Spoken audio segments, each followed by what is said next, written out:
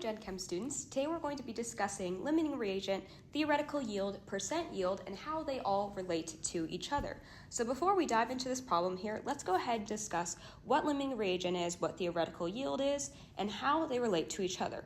So just like Dr. Einstein gave this example in class, let's say that we had basically all the pieces to make up a bike. So let's say that we had, we'll do some numbers here. Let's say we had 8 wheels. So we know that that is then going to be 4 pairs of wheels. Let's say that we had 3 frames and 2 sets of pedals. So between all of that, how many bikes then could we make? Well, we know that we could make, if we have 4 pairs of wheels, we can make 4 bikes. We know that if we have 3 frames, we can make 3 bikes. And we know that if we have 2 sets of pedals, we could only make 2 bikes.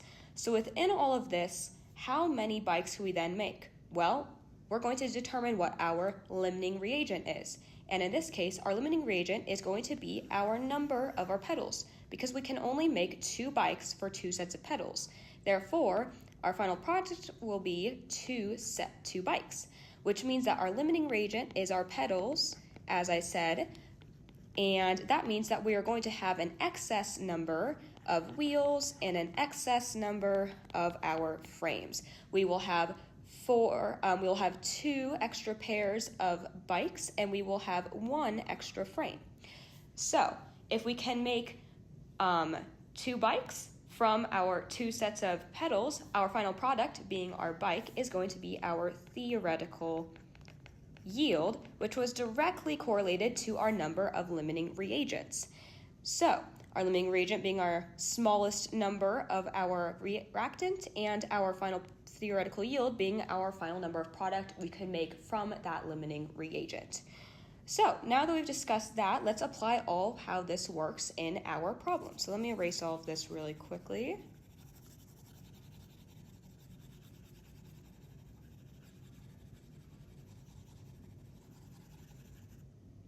Okay, so our problem up here asks, magnesium hydroxide reacts with perchloric acid to produce water and magnesium perchlorate.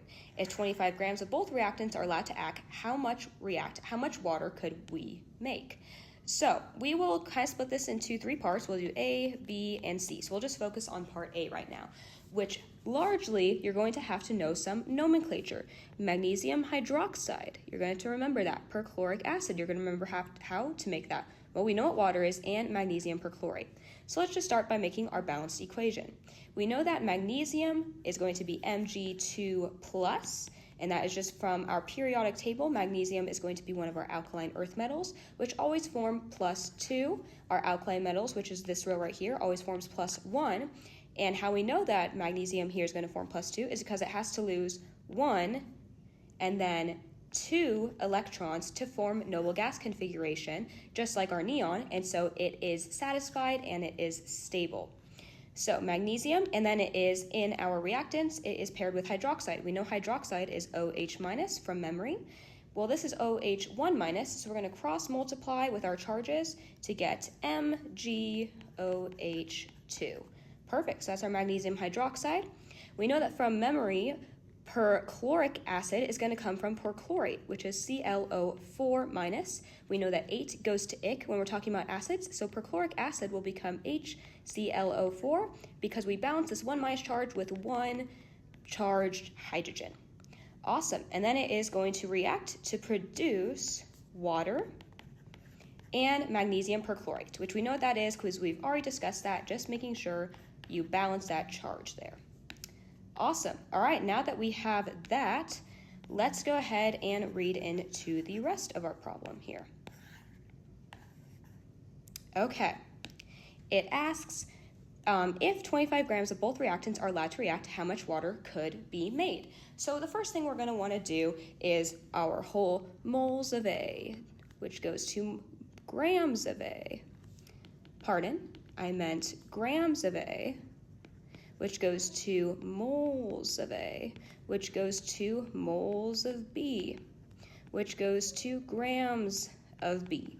So moles of, we're already in grams of A because we're at 25 for both of those, but let's go to moles of A, and I'm actually going to recommend you immediately go to moles of B, which will give you your moles of your product, And that's just because sometimes with our different stoichiometric coefficients, it can make things a little unbalanced, and so it's better to immediately see how much product you can make from both. That way you can really determine which one's your limiting reagent. But before we do that, we need to make sure that our equation right here is balanced. So we have magnesium hydroxide with perchloric acid goes to make water and magnesium perchlorate. So whenever I'm balancing equation, I always look to see what looks the most different to me. And personally for me, it is our number of perchlorates right here. We have 1 over on our reactant side and 2 on our product side. So I'm just going to immediately go ahead and place a 2 over here. So now I also always keep track of how many of each element we have on each side. And so that way we're making sure we're balancing it properly. So over here, we're now going to have 2 of our chlorines, and we're going to have 1 of our magnesium. We're going to have 2 from here, plus 8 now from here of our oxygens, which makes 10, and we're going to have 3 hydrogens. We can already see a problem because we have an odd number, which sometimes works out, but often not. And over here, we're going to have 9 waters. So we already have a problem. So let's go ahead and balance that now. And I can already see where our problem is coming from, and that is going to be from this oxygen right here. We're probably going to need to make that an even number. So I'm going to put a 2 here now, which is going to make this on this side now at 2 plus 8. So we now are going to have 10 oxygens. We still have 1 magnesium. We still have 2 chlorines. And we now have 4 of our hydrogens. Oh, and over here we also have 4 of our hydrogens. So we are perfectly balanced now on both sides. Awesome. Now we can properly use this in our equations. So let me erase the rest of this really quick. So making sure you're keeping track of both sides is going to be very helpful. Okay, so if we have 25 grams of each, let's just immediately start to our grams of A to moles of A. So 25.00 grams of magnesium hydroxide over 1. Remember, 1 is just a placeholder. Anything divided or multiplied by 1 is just itself. And then we're going to need to calculate the molar mass of magnesium, which we know magnesium from our periodic table is going to be about 24.305 grams per mole. So 24.305. So this is for our mass of our magnesium hydroxide. Plus, it's going to be 2 of our oxygens and 2 of our hydrogen. So 2 times 16 for oxygen and 2 times 1 for our hydrogen. So we're going to get 24.305 plus 32 plus 2. So we calculate that. Plus 34. And we get 58.305 grams per mole. So 58.305 grams per 1 mole of our magnesium hydroxide on the bottom as well. Great, now we are in moles of A. So let's go to moles of B, which is going to be our product. And it is ultimately wanting to know how much water could we make. So we look at this and we look at our stoichiometric coefficients. For every 1 magnesium we make 2 waters. So for every 1 magnesium hydroxide, so 1 mole, that's a mole there, we make 2 moles of our waters. Now we will be left in moles of water, which will tell us our theoretical yield if, in fact, magnesium hydroxide is our limiting reagent. But before we calculate that, let's also really quickly go ahead and do the exact same thing, but for using our perchloric acid. So let me erase some of this. Wonderful. Okay, and that. So let's say we have 25 grams now instead of our perchloric acid. Once again, we would going to need to calculate that molar mass. We know that chlorine is going to be 35.45. Our oxygens are going to be basically 16, and our hydrogens are always 1. So we calculate that out. We're going to have 1 from our hydrogen plus 35.45 basically from our chlorine, and 4 times 16 for our oxygen. We calculate that out, and we get about 100.45 grams of our perchloric acid for every 1 mole of perchloric acid. Now we are just going to once again use our molar ratios from our balanced equations. For every 2 moles of our perchloric acid, moles of HClO4, we make 2 moles of our water. Once again, that is just simply from our balanced equation. So now, let's go ahead and calculate these 2 different options here, and which will tell us which one is ultimately going to be our theoretical yield and our limiting reagent. So, we calculate for the first one, 25 times 2 over 58.305, and we are going to get about 0.8576 moles of water. And let's do the exact same thing but for our perchloric acid. So 25 times 2 all over 100.45 times 2.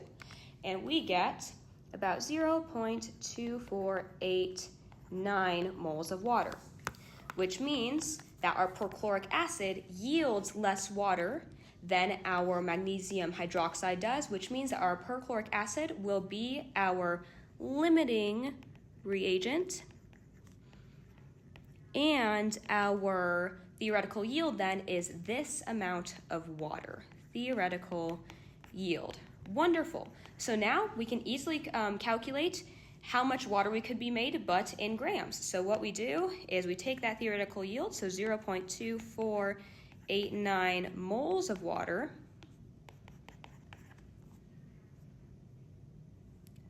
and we are going to divide it by the molar mass of water, which once again, we just use our periodic table. We know that hydrogen typically weighs 1 and oxygen typically weighs 16, so adding 2 hydrogens plus 1 oxygen together, we get about 18 grams of water for every 1 mole of water.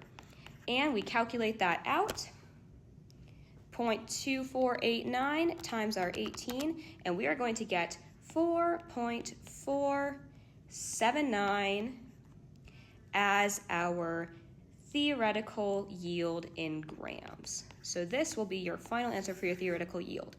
Theoretical yield. Perfect. So now we have part A done. Let's go on to part B. How much of the non-limiting reagent is left unreacted? Now this is actually going to be way simpler to find than you think. We already found our amount of moles that we can make at most of our theoretical yield of our water, because this is once again maximalized by how much of our limiting reagent we made.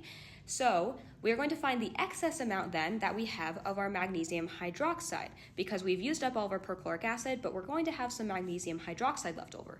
So we are going to convert that then from our molar amount of our theoretical yield.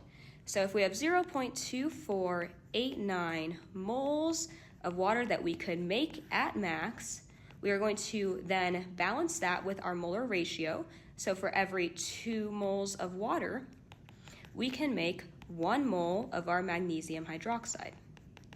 And once again, we're just going to plug in then our grams of our magnesium hydroxide. So for every 1 mole of our magnesium hydroxide, we will make, and we already calculated that earlier, we will make 58.305 grams of our magnesium hydroxide. So we will plug that into a calculator. So 0.2489 times our molar mass of 58.305, and we will divide that by 2, and we get 7.256 grams of magnesium hydroxide.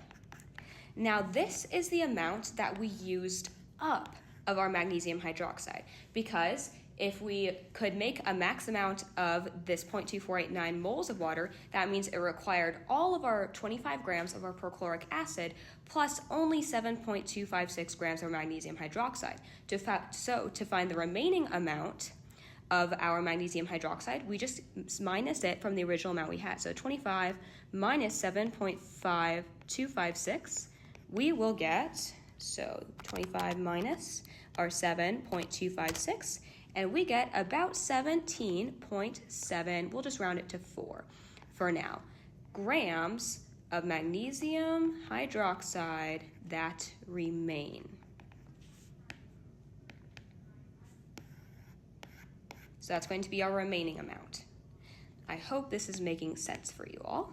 So awesome, we have now completed part B. Let's now do part C. If a student obtained 2.79 grams, what was their percent yield? And this is saying 2.79 grams of this is going to be 2.79 grams of our water.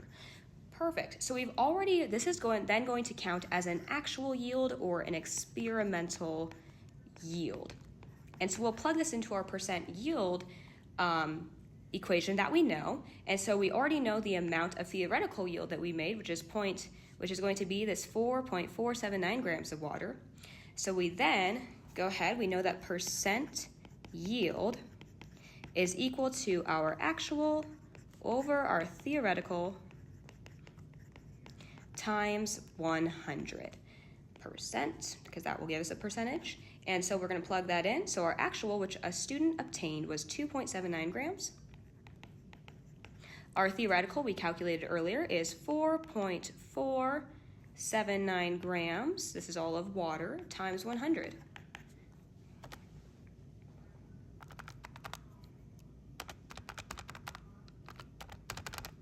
Which is going to be about 62.3% yield, which just means that of our 4.479 grams we could have made, we only made 62% of that, which is 2.79 grams. So that will be your final answer for your part C, and we are done. So what we did was we initially calculated our theoretical yield of how much water we could make by figuring out what our limiting reagent was. We then found out how much excess we had of our other reagent that was not limiting, and we then found our percent yield based off of an experimental value that a student obtained. I hope all this makes sense. As always, email me if you have questions, and I will see you all later. Have a great rest of your day.